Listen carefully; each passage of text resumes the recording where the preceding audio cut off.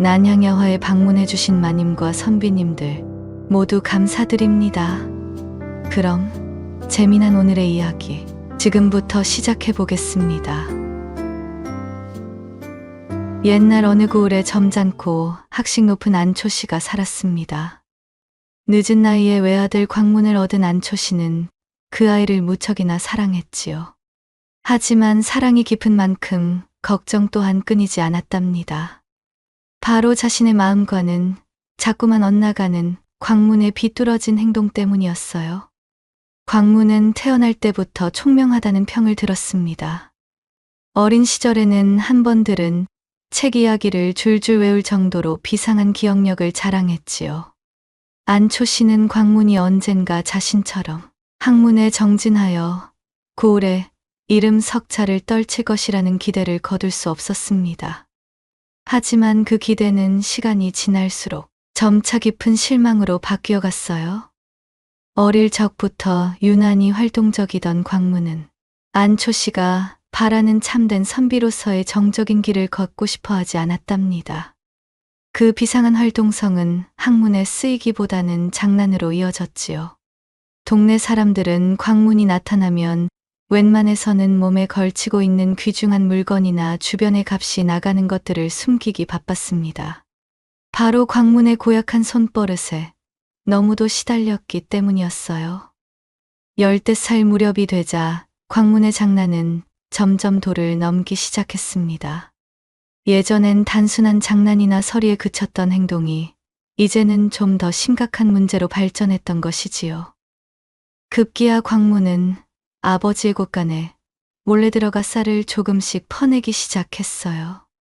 그렇게 빼돌린 쌀은 시장에 내다 팔아 엽전으로 바꾸었고 그 돈으로 광문은 동네 색주집을 드나들며 여흥에 빠져들었답니다. 광문의 이런 도 넘은 행동은 이미 고을의 화제가 된 지 오래였습니다. 색주집 주모는 그를 보면 혀를 차면서도 대수롭지 않게 여겼지요. 어머, 또 온 게야. 내 아비가 이 모습을 알면 혼쭐이 날 텐데. 광문은 주모의 말에 웃으며 대꾸했답니다. 나는 장차 큰 사내가 될 것인데 그러면 어떻겠소? 무릇 사내는 큰 뜻을 위해서는 사사로운 일에 전전긍긍하지 않아야 하는 법. 혼이 나는 것은 나중의 일이지요. 색주집의 붉은 등불 아래에서 광문은 자신과 친하게 지내는 마을의 왈패들과 어울려 떠들썩하게 소란을 피워댔습니다. 안초 씨는 자신의 아들이 글 공부는 뒷전인 채 저작거리에서 시간을 낭비한다는 소문을 들었지만 막상 아들을 불러 꾸짖으려 하면 광문은 그럴듯한 변명을 늘어놓으며 곧잘 빠져나가는 것이었습니다. 아버지 앞에서는 뉘우치는 척 고개를 조아리고는 집 밖에만 나가면 원래의 모습으로 돌아가는 것이 광문이었지요. 그는 아주 영악하게도 자신의 아비가 자신을 너무도 아끼는 나머지 크게 혼찌검을 내지 못한다는 것을 잘 알고 있었습니다. 안초 씨는 매일 밤 서재에서 책을 읽다가도 깊은 한숨을 쉬며 하늘을 바라보았습니다. 자신의 물러터진 훈육을 한탄하면서도 마음이 약해 차마 매섭게 대하지 못하는 것이 안타까웠지요. 광문 이 녀석이 대체 언제 처리될 것인가? 이 아비의 마음을 조금이라도 알아주는 날이 어서 와야 하겠거늘. 안초 씨의 한숨 소리가 더욱 깊어만 갔답니다. 아들에 대한 심려가 커지니 자연스럽게 예비 며느리에 대한 생각이 안초 씨의 마음을 두드렸지요. 그의 마음속에는 오래전부터 아들의 배필로 점 찍어둔 아이 옥실이 있었습니다. 옥실은 비록 가난한 집안의 외동딸이었지만 총명하고 인품이 뛰어나 어린 시절부터 안초 씨의 눈에 들었지요. 광문의 기행에도 불구하고 안초 씨는 옥실이라면 아들을 바로잡아 줄 수 있을 것이라 믿었습니다. 옥실은 광문의 정혼녀로서 그의 비뚤어진 행보를 누구보다 안타까워했습니다. 하지만 그녀는 광문을 진심으로 사랑했기에 그를 포기하지 않았답니다. 혼례 전이었지만 옥실은 종종 안초 씨 댁을 찾아가 광문과 만났습니다. 부드럽고 나긋나긋한 태도로 광문의 잘못된 점을 지적하고 학문에 정진할 것을 설득하며 그가 어울리는 행실 나쁜 친구들에 대해 적잖이 우려를 표하곤 하였습니다. 도련님, 어찌 그리 귀한 총명함을 덧없는 유흥에 낭비하십니까? 그 재주를 학문에 쓰신다면 분명 큰 사내가 되실 터인데, 또한 도련님을 따른다 하는 그 친구들이 진정 도련님께 이로운 영향을 끼치는 이들인지, 혹여 그저 도련님을 이용하고 있는 것은 아닐는지 다시 한번 헤아려 보시옵소서. 하지만 광문은 옥실의 충고를 드저 여인의 잔소리나 덧없는 걱정으로 여기며 대수롭지 않게 넘기곤 했습니다. 걱정 마시오, 옥실. 내 친구들은 그 누구보다 의리가 넘치는 사내들이오. 나중에는 이 고을 모두가 나를 인정하게 될 것이니 그때 내 말이 옳았음을 아시게 될 것이오. 광문은 허황된 자신감에 차 있었고 옥실의 진심 어린 충고는 그의 귀에 제대로 들어가지 않았습니다. 옥실은 광문의 곁에서 그의 총명함 뒤에 숨겨진 외로움과 방황을 보았고 동시에 자신의 말로는 그를 변화시킬 수 없다는 절망감을 느꼈습니다. 그녀는 광문을 진정으로 연모했기에 그를 바로잡기 위해서 대담한 결단을 내리게 되지요. 주변의 눈총이나 손가락질조차 상관없다는 절박한 마음으로 옥실은 혼례를 올리기도 전에 광문에게 자신의 마음뿐만 아니라 몸까지 허락했어요. 그녀는 자신들의 깊은 인연, 사랑과 신뢰를 통해 광문의 마음속에 잠든 진정한 사내의 모습을 일깨울 수 있으리라 믿었습니다. 둘만의 은밀한 만남 속에서 옥실은 광문에게 기댈 어깨가 되어 주었고 그의 내면 깊숙한 곳에 닿고자 애썼습니다. 이 대담한 사랑은 옥실의 광문을 향한 헌신과 그를 변화시키려는 간절한 소망을 보여주는 것이었지요. 그럼에도 불구하고 광문은 여전히 자신의 이 형제들과의 잘못된 일의를 맹신하며 아버지와 논쟁하는 모습을 보이곤 했습니다. 최근 들어 광문의 행동이 더욱 걷잡을 수 없이 과격해지자 안초 씨는 깊은 절망에 빠져 어떻게 해야 할지 알 수 없었습니다. 어느 날 밤 서재에서 깊은 한숨을 쉬고 있는 안초 씨를 옥실이 찾아왔습니다. 그는 옥실에게 광문의 최근 행태와 자신과의 일이 논쟁에 대해 이야기하며 답답함을 토로했지요. 아들을 말로 타이르는 것이 더 이상 소용없음을 절감하는 안초 씨에게 옥실은 조심스럽게 입을 열었습니다. 나으리, 소녀에게 한 가지 계책이 있사옵니다. 광문 도련님에게 참된 의리가 무엇인지 직접 눈으로 보고 몸으로 느끼게 해줄 방도가 있사옵니다. 그리고 이것은 나으리께서도 조금 도와주셔야 하며 또한 나으리께서 대단히 신뢰하실 수 있을 만한 친구분이 필요한 일이온데 괜찮으시겠습니까? 옥실은 자신의 기발한 계책을 조용히 이야기했습니다. 안초 씨는 옥실의 이야기를 들으며 충격과 놀라움을 금치 못했어요. 어린 여인의 입에서 나온 계책이라기에는 너무나 대담하고 치밀했기 때문이었지요.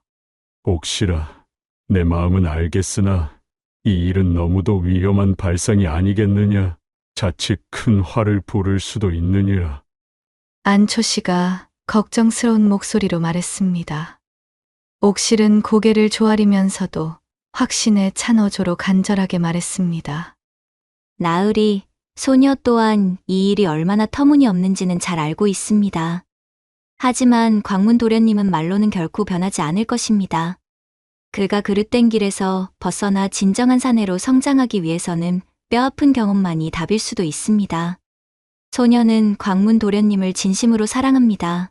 그를 바로잡을 수만 있다면 소녀에게 어떤 화가 닥쳐도 상관없지요. 옥실의 흔들림 없는 단단한 결의와 광문을 향한 깊은 사랑이 담겨있는 눈빛을 본 안초 씨는 감동했습니다.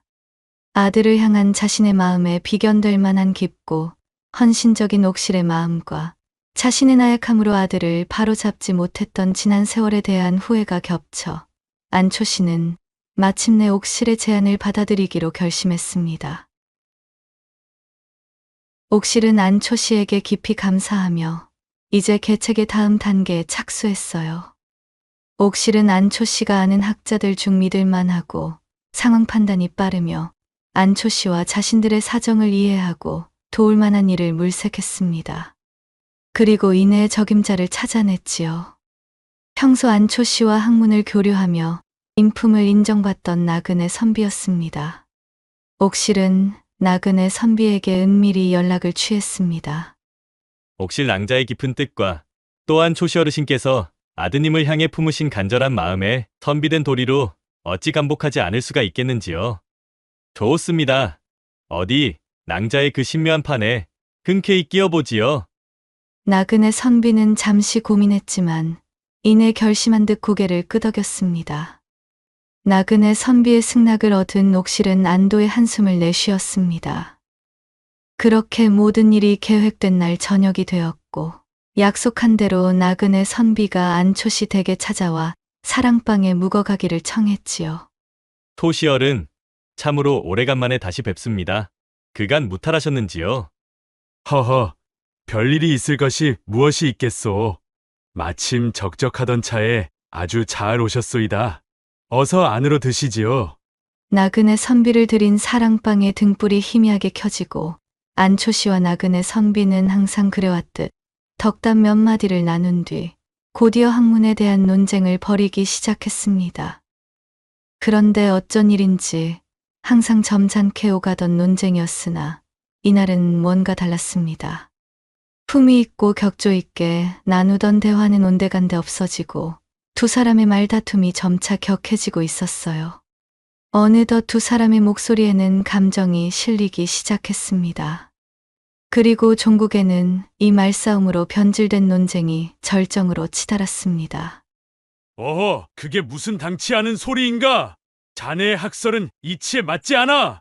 초시님의 말씀이야말로 한낱 요설에 불과한 이상론일 뿐입니다. 두 사람의 고함 소리가 사랑방 밖 광문이 기거하고 있는 방까지 쩌렁쩌렁 울릴 지경이 되었지요.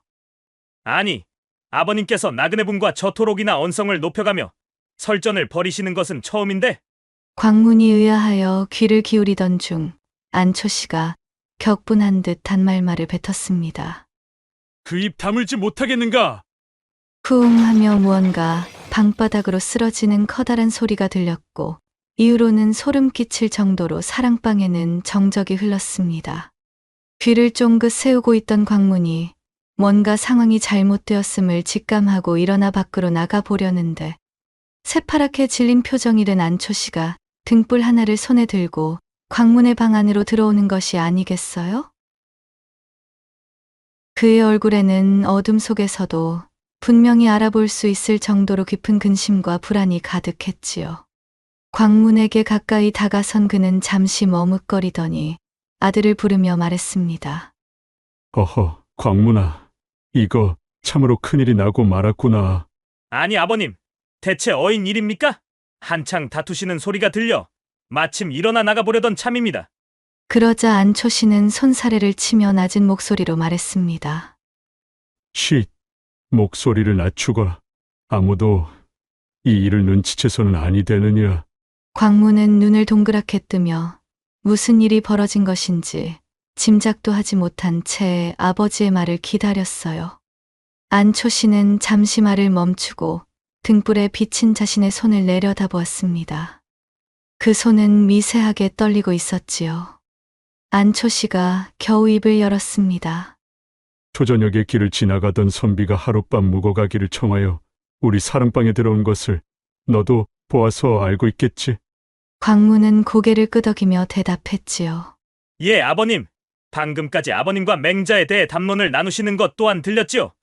하운데 어찌 그러십니까? 안초 씨는 광문의 대답에 잠시 머뭇거리더니 결국 담담한 듯하지만 떨리는 목소리로 이야기를 이어갔습니다. 그래, 그렇단다. 맹자에 대한 이야기를 나누다가 서로의 의견이 달라 언쟁이 붙었는데 그만 내가 격분하여 목침을 들어 선비에게 던지고 말았지. 뭐냐? 광문은 순간적으로 안초 씨의 말을 이해하지 못한 듯 어리둥절한 표정을 지었어요. 그러나 이어지는 안초 씨의 말을 듣자 광문의 얼굴은 순식간에 창백해졌답니다. 그 목침이 그만 선비의 머리를 정통으로 맞췄고 그는 곧 바닥에 쓰러지고 말았단다. 헌데 그자가 숨을 쉬지 않는구나. 광문은 충격에 입을 틀어막았습니다. 아니 그럼 지금 죽었다는 말씀이십니까? 아버님 정말입니까? 안초 씨는 고개를 끄덕이며 답답한 숨을 내쉬었지요. 아무래도 그런 듯 싶구나.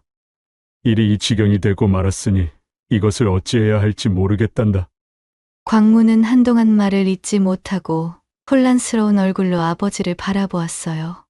그는 깊은 한숨을 내쉬며 머리를 싸맸습니다. 잠시 침묵 속에 빠졌던 광문이 조용히 말했지요. 우선은 사랑방으로 넘어가시죠. 제 눈으로 직접 확인해야 할 것 같습니다. 안초 씨는 고개를 끄덕이며 말없이 앞장섰습니다.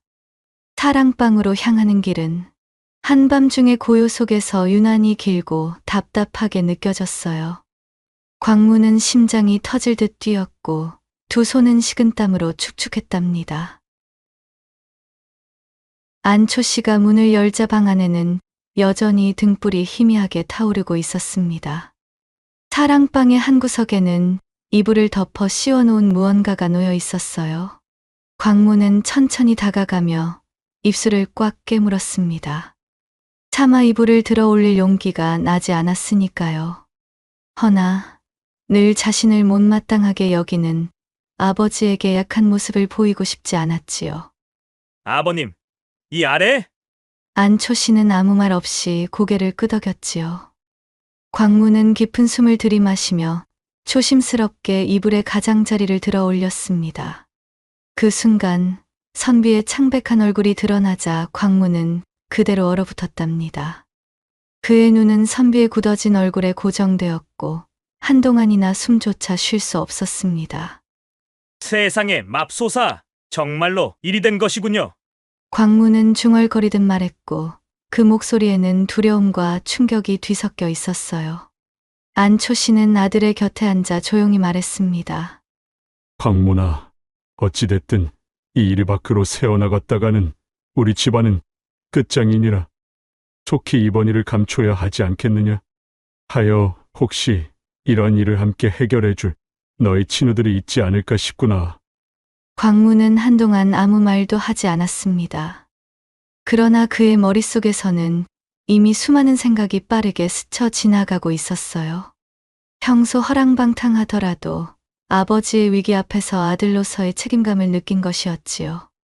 게다가 이 기회를 통해 자신이 그토록 자랑하던 이 형제들의 진정한 일위를 아버지께 보여주겠다는 결심이 선참이었습니다. 이 일만 잘 해결한다면 아버지께 자신의 진정한 친구들을 증명하고 그간의 허물을 만회할 수 있을 것이라 생각했으니까요. 알겠습니다, 아버님. 우선은 하인들 눈에 띄지 않게 밖으로 나서시죠. 두 사람은 신중하게 움직였습니다.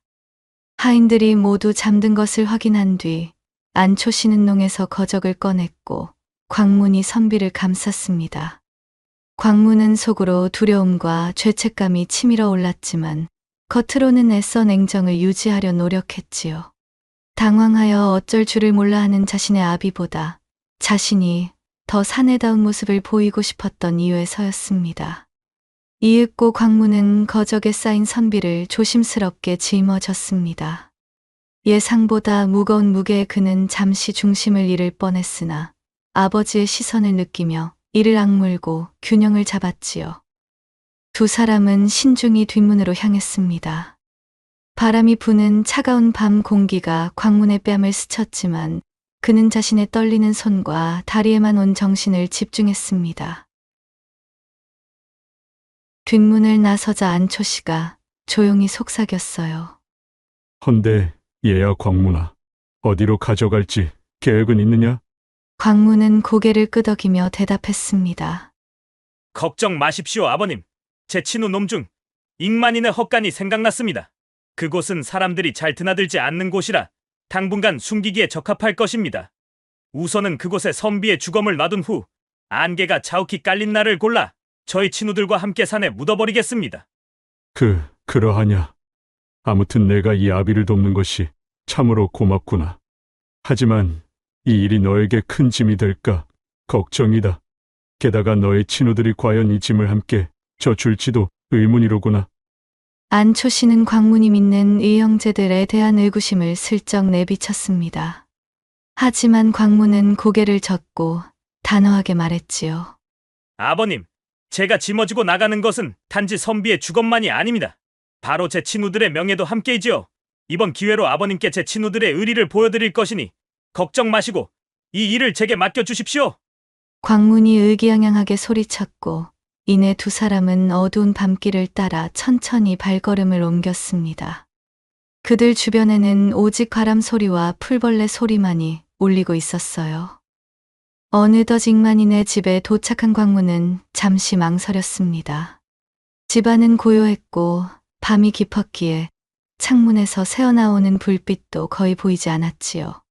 광문은 천천히 집 옆으로 다가가 손바닥으로 대문을 가볍게 두드렸습니다. 이복의 익만, 나야 광문. 급한 용무이니 잠깐만 나와보시게. 잠시 후 졸린 눈을 비비며 나오는 익만의 얼굴이 보였어요. 그는 억지로 잠을 깬 탓인지 몹시 투덜거리고 있었습니다. 아니, 뭐야, 임마! 도대체 이 오밤중에 무슨 일이길래 찾아온 게야? 광문은 주변을 한번 둘러보며 익만을 끌어당겼습니다. 익만, 정말 급한 일이야. 자네가 아니면 안 되는 일이라네. 우리는 의리로 맺어진 이형제 사이지 않은가? 익만은 이상한 기운을 느낀 듯 얼굴을 찌푸렸지요. 뭐가 그렇게 급한 건데? 설마 또 무슨 사고라도 친 게야? 그러자 광문이 떨리는 목소리로 사건의 전말을 이야기하기 시작했습니다. 초저녁에 길을 지나던 선비가 사랑방에 묵어가게 된 일부터 아버지와의 논쟁 끝에 목침을 던져 선비가 맞아 쓰러진 사연까지 모든 것을 털어놓는 동안 광문의 얼굴에는 초조함이 서려 있었지만 그 반면 익만의 표정은 점점 굳어져만 갔지요. 뭐? 야, 이놈아! 너 미쳤냐? 익만이 광문의 말을 다 듣기도 전에 놀라움과 분노로 외쳤습니다. 그의 목소리에는 두려움이 가득했지요. 그것을 어찌하려고 나에게 찾아왔다는 게야? 이런 물귀신 같은 놈이 있나? 이런 일에 어찌 나를 끌어넣으려 하냔 말이야. 참으로 어처구니 없는 놈을 다 보겠구만, 이거. 익만은 광문을 보며 경멸적인 표정을 지었습니다. 퇴! 냉큼 썩거지지 못해! 다시는 내 눈앞에 나타나지 마라! 오늘부로 내 놈과는 영원히 절교다! 광문은 익만의 반응에 충격을 받았습니다. 철석같이 믿고 있던 그가 이렇게까지 단호하게 나올 줄은 몰랐지요. 익만은 광문을 더 이상 쳐다보지도 않고 집 안으로 들어가더니 문을 쾅 닫아버렸습니다. 광문은 굳게 닫힌 문 앞에서 몇 번이고 익만을 불렀지만 안에서는 아무런 대답도 들리지 않았답니다. 안초 씨는 이 모든 상황을 묵묵히 지켜보고 있었어요. 아, 아버지, 아무래도 익만이 이 자식은 아니 될 듯 싶습니다. 하지만 걱정하지 마십시오. 거용이 놈이라면 분명 저를 도와줄 geb니다. 하는 수 없이 광문은 천천히 발길을 돌렸습니다. 그의 어깨에 짊어진 선비의 주검은 방금 받은 배신감과 실망감으로 인해 천근은 더해진 듯 무겁게만 느껴졌지요. 다음으로 떠오른 사람은 두 번째 친우인 거용이었어요. 거용은 평소 호탕하고 의리가 넘친다며 광문이 자랑에 맞지 않던 친우였습니다. 그래, 익만 그놈은 원래 좀 소심한 구석이 있었지. 거용이 녀석이라면 다르게야. 그렇게 희망을 품은 채 광문은 거용인의 집으로 향했습니다. 어느덧 거용인의 대문 앞에 선 광문은 다시 한번 문을 두드렸어요. 잠시 후 거용도 졸린 얼굴로 문을 열고 나왔지요. 그는 광문을 보며 하품을 하더니 투덜거렸습니다. 어후 졸려. 야 임마 뭐냐? 이 밤중에 얘까지 찾아와 단잠을 깨우다니. 하품이 나와 눈물이 고이니 용건이나 빨리 말해봐라. 광문은 익만에게 했던 것과 똑같이 이야기를 시작했습니다. 가능한 침착하게 사건의 전말을 설명했지만 이야기가 진행될수록 거용의 표정 역시 점점 일그러졌지요. 잠시 후 거용은 인상을 찌푸리며 말했습니다. 이놈이 단단히 돌았구나. 나더러 이런 일에 가담하라고? 내가 그런 일에 휘말릴 줄 알아. 거용의 반응 역시 익만과 다르지 않자 광문은 절망감을 느끼고 말았어요. 아니 이봐 거용이, 자네가 말했잖아.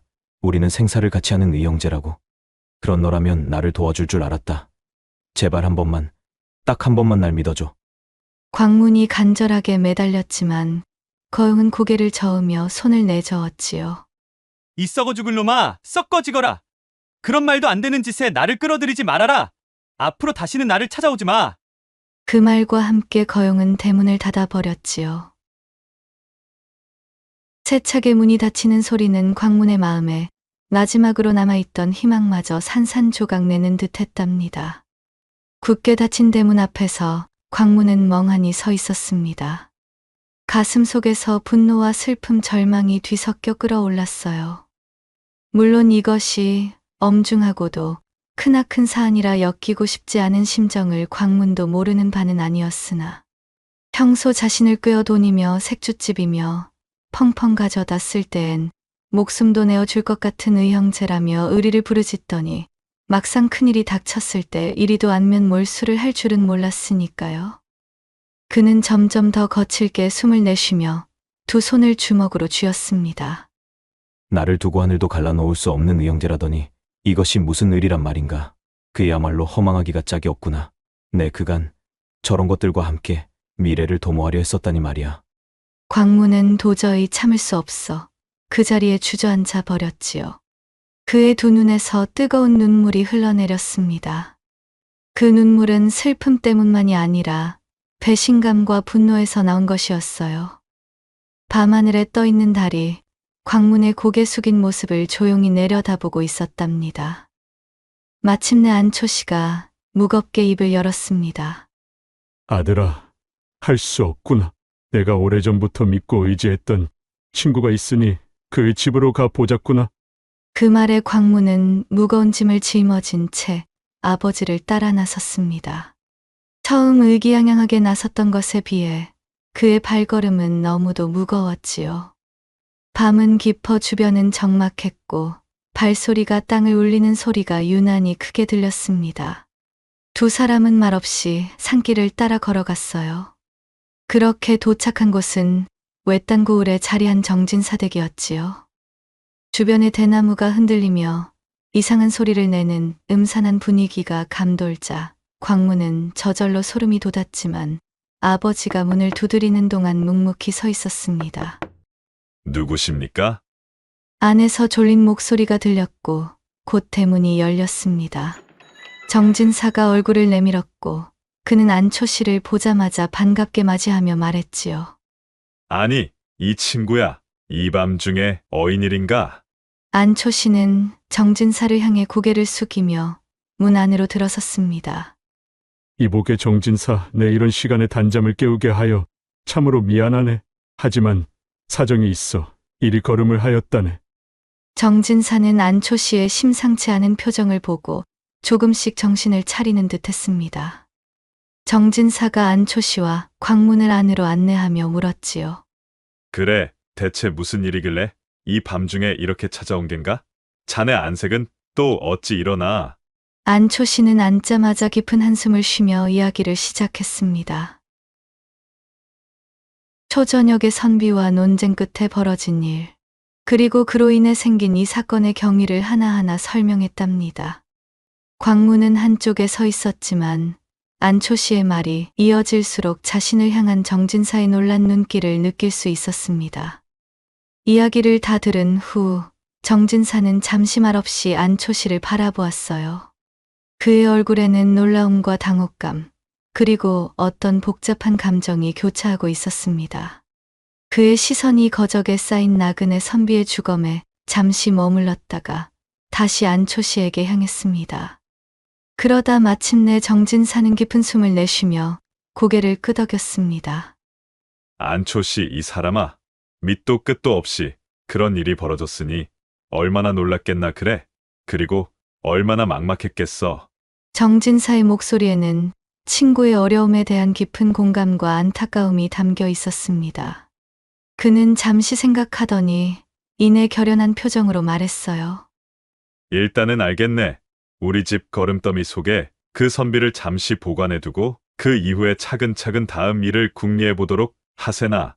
어쨌거나 이리 야심한 시각에 경황도 없이 움직이느라 기력이 쇠하였을 테니 내 뭔가 목을 축일 것이라도 좀 내어오겠네. 정진사는 망설임 없이 안초 씨와 광문을 돕겠다고 나선 것이었어요. 안초 씨는 눈을 반짝이며 물었습니다. 이복의 정진사, 내 정말 이리 자네에게 신세를 져도 되겠는가? 이것은 단순한 일이 아니라네. 자네 지금 무슨 일을 하려는 것인지는 제대로 알고 있는 거겠지? 정진사는 안초 씨의 어깨를 두드리며 대답했어요. 어리석은 짓 한 번 하지 않던 자네가 내게 도움을 청할 정도라면 얼마나 절박한 상황인지 알겠네. 헌데 어찌 외면할 수가 있겠는가. 걱정일랑 말고 우선은 숨부터 돌리시게나. 물론 이것이 선비된 자로 의로운 일이 아니면 두말할 필요도 없네. 나도 이 일을 무조건적으로 덮기만 할 생각은 아니야. 허나 이 오밤중에 나를 찾은 자네를 문전박대할 만큼 이것으로 우리의 사이가 틀어질 수는 없다는 것이지. 정진사의 대답을 들은 광문의 두 눈이 휘둥그레졌습니다. 자신이 그토록 의리 있다 자랑했던 친구들과는 비교할 수도 없는 진정한 의리가 눈앞에서 펼쳐지고 있었기 때문이었지요. 안초 씨는 그런 아들의 얼굴을 물끄러미 바라보며 은은하게 미소를 짓고 있었습니다. 그러는 사이 정진사가 망설임 없이 삽을 찾아들고는 걸음더미 쪽으로 향하는 것이었어요. 광문의 눈에 비친 그의 모습은 어둠 속에서도 밝게 빛나는 듯 했답니다. 어허, 이복의 정진사, 그만 되었네. 그만 삽을 내려놓으시게나. 자, 선비님께서도 이제 그만 일어나시지요. 갑자기 안초 씨가 너털웃음을 터뜨리며 외쳤습니다. 그 모습에 광문과 정진사가 서로를 번갈아 바라보며 의아한 표정을 지었지요. 이윽고 거적에 쌓여 축 늘어져 있던 나그네 선비 주검에서 호탕한 웃음소리가 들리더니 이내 선비가 벌떡 일어나는 것이 아니겠어요? 그 자리에 있던 광문과 정진사는 까무러칠 듯 놀라며 그대로 엉덩방아를 찧었습니다. 도저히 믿을 수 없는 광경이었지요. 안초 씨는 놀란 두 사람을 일으켜 세워주며 자초지종을 이야기했습니다. 실은 말이네. 아들놈인 광문이 의리로 맺어진 제 친구들에 대한 자부심이 대단하기에 내 이 선비와 입을 맞추고 함께 연극을 벌였지 뭐겠는가? 과연 이러한 극한의 상황에서 친우의 곤란함을 도와 발벗고 나서 줄 것인지 아니면 외면을 해버릴지 말일세. 이복의 정진사, 내 자네에게는 미리 말을 못했던 것을 용서하시게나. 허나 이렇듯 자네가 나를 생각해주는 마음이 깊으니 참으로 기쁘기가 그지없다네. 그리고 이 모든 계책은 광문을 진심으로 사랑한 옥실이 그의 비뚤어진 일의를 바로잡고자 이 모든 연극을 주도하여 낸 꾀임을 밝혔지요. 어안이 벙벙한 표정으로 친구인 안초 씨와 방금 전까지 주검인 줄로만 알았던 선비를 번갈아 바라보던 정진사는 이내 상황을 이해하고는 결국 호탕하게 웃음을 터뜨리고 말았습니다. 허허허, 안초시 이 못 말릴 사람아. 사람을 이리 깜빡 속이는 법이 세상에 어디 있나. 하마터면 놀라 저승을 다녀올 뻔하지 않았는가. 그나저나 자네의 예비 며느리감의 머리에서 나온 꾀라고? 그 어린 나이에 이리 기발하고도 대담한 계책을 꾸미다니 참으로 비범하구만 그래. 정진사는 옥실의 지혜와 담대함에 감탄하며 말했어요. 안초 씨 역시 옥실이 낸 꾀로 아들을 위해 행해본 연극이었지만 한편으로는 자신의 친구인 정진사의 의리까지 확인할 수 있었기에 헛되지 않았음에 기뻐했답니다. 잠시 후 한바탕 소란스러운 후일담이 끝나고 정진사가 술상을 마련해왔습니다. 그리고는 안초 씨에게 외쳤습니다. 아무튼 안초시 자네, 내게 빛 한번 진 것일세. 꼭 달아두시게나. 훗날 나는 고을 수령의 주검을 등에 달고 자네를 찾아갈지도 모르니까 말야. 그거 참 미안하이. 행여나 그땐 내가 자네를 문전받게 할 것이니 그리 아시게나. 그러자 두 사람 사이에 끼어 술잔을 나누던 나그네 선비도 말했습니다. 참으로 이 두 분의 우정이 그저 부럽기만 합니다. 저에게도 과연 이러한 우정을 나누고 있는 친우가 있을 것인가 쉽게 떠오르지 않는군요. 나그네 선비의 말이 끝남과 동시에 세 사람은 껄껄 웃음을 터뜨렸습니다. 그들은 날이 새는 줄도 모른 채 술잔을 나누었고 그 뒷전에 앉아 물끄러미 그 모습을 바라보고 있던 광문은 자신의 두 눈에서 쏟아지는 눈물을 주체할 수 없었습니다. 자신이 그동안 얼마나 어리석고 허황된 것을 좇았는지, 그리고 옥실이 자신을 위해 얼마나 애를 쓰고 있는지까지 알게 되었지요. 자신이 자랑하던 의형제들은 위기 앞에서 자신을 내쳤지만 아버지의 친구 정진사는 기꺼이 위험을 감수하려 했음에, 또한 무엇보다 거짓 연극을 꾸밈으로써 평판이 나빠질 수도 있었음에도 제 모든 것을 걸고 광문을 바로잡으려 한 옥실에 대한 미안함이 그의 가슴을 진득하게 후벼 팠답니다. 그 이튿날 정진사댁을 나선 안초 씨와 나그네 선비는 서로 반갑게 손을 흔들며 헤어졌습니다.